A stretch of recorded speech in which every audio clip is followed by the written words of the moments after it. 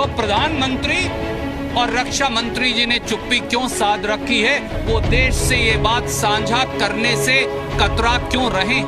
चीन ने भारतीय सीमा पर, हमारी धरती पर कब्जा कर लिया है, परंतु प्रधानमंत्री जी और रक्षा मंत्री जी ने लगातार इस मामले पर सार्वजनिक तौर से बोलने से इनकार कर दिया। मंत्री जी को आगे बढ़ देश के सवालों का जवाब देना चाहिए। पहला, क्या यह सत्य है कि चीनी सेना ने गलवान वैली लद्दाख में भारतीय सेना के बहादुर उच्च सैन्य अधिकारी व हमारे जवानों को हताहत किया है? क्या यह सही है कि भारतीय सेना के अधिकारी और जवान कई गंभीर रूप से घायल हैं? अगर यह सही है तो प्रधानमंत्री और रक्षा मंत्री जी ने चुप्पी क्यों साध रखी है? वो देश से ये बात साझा करने से कतरा क्यों रहे हैं?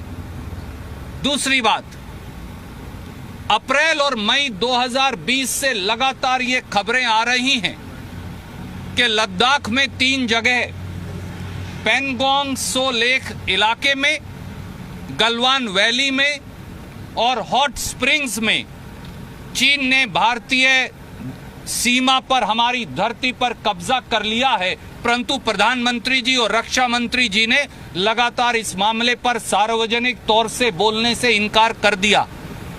प्रधानमंत्री जी, रक्षा मंत्री जी, क्या आज आप देश को सामने आकर बताएंगे कि क्या यह बात सही है कि चीन ने 3 जगह भारत की सरजमी पर कब्जा कर लिया है? अगर हां तो जवाब दीजिए, और अगर ना तो भी जवाब दीजिए।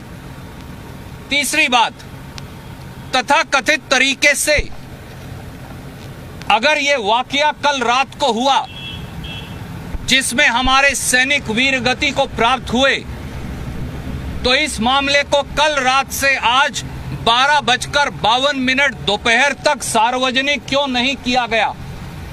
और वो बयान जो आर्मी के हवाले से टीवी चैनल्स पर दिखाया जा रहा है 12:52 का, उसे 16 मिनट बाद 1:08 पर क्यों बदल दिया गया?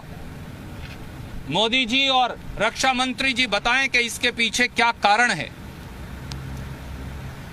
और नंबर 4, अगर यह सही है कि गलवान वैली में चीन अपनी सेना पीछे हटाकर लाइन ऑफ एक्चुअल कंट्रोल की ओरिजिनल पोजीशन पर जा रहा था, तो फिर हमारी सेनाओं में झड़प होने का कोई कारण था ही नहीं।